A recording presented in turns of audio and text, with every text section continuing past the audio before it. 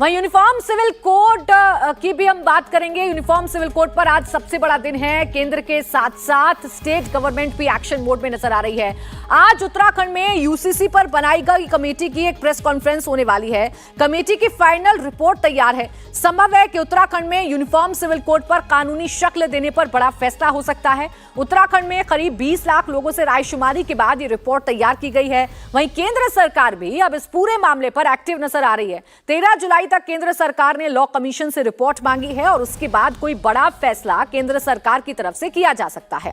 17 जुलाई से मॉनसून सत्र का आगाज होने वाला है। ऐसे में अब यह चर्चा तेज हो गई है कि सरकार मॉनसून सत्र में ही यूनिफॉर्म सिविल कोड पर बिल संसद में ला सकती है।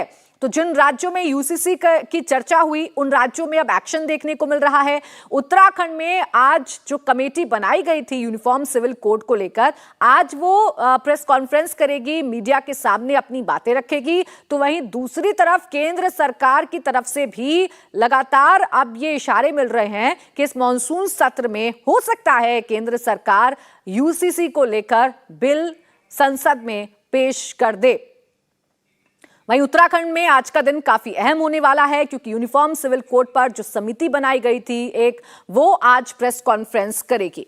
यूनिफॉर्म सिविल कोड को लेकर बीजेपी नेता कपिल मिश्रा का भी ट्वीट सामने आया जिसमें वो 5 अगस्त को यूनिफॉर्म सिविल कोड आने की बात कह रहे हैं।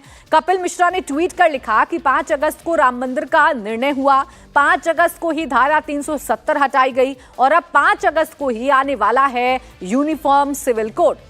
कपिल मिश्रा के ट्वीट के बाद अब सियासी गलियारों में हलचल तेज हो गई है। केंद्र सरकार पहले से ही इस बिल को लेकर एक्टिव मोड में है। 13 जुलाई को लॉ कमीशन अपनी रिपोर्ट देगा और फिर कोई बड़ा फैसला आ सकता है। और इससे पहले कपिल मिश्रा का यह ट्वीट भी अब सियासी सुर्खियां बटोर रहा है।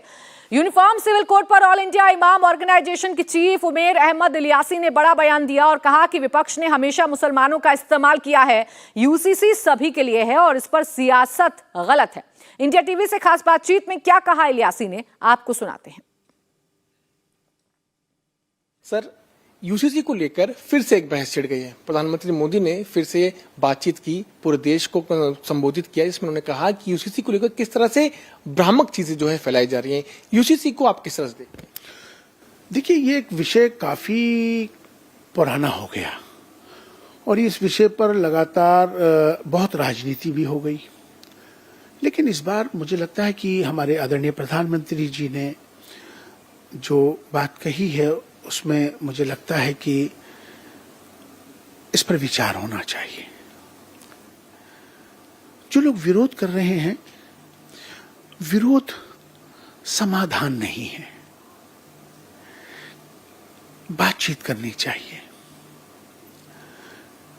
ये मुद्दा, ये विषय मुझे लगता है कि अगर हम देश हित में इस पर अगर हम चर्चा करेंगे, सभी धर्मों के, अलग अलग धर्मों के धर्म गुरुओं से इस पर बातचीत करेंगे और बातचीत के बाद जो ड्राफ्ट तैयार हो और एक आम सहमति अगर बनेगी तो मुझे लगता है कि एक बहुत अच्छा होगा।